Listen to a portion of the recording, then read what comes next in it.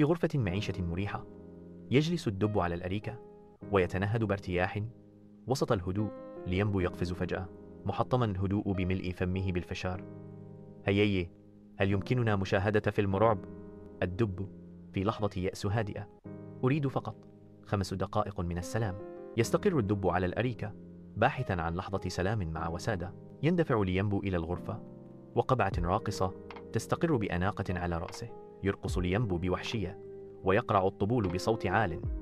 انظر، لقد تدربت على رقصة جديدة. دب مستاء يتمتم. بل لماذا الآن؟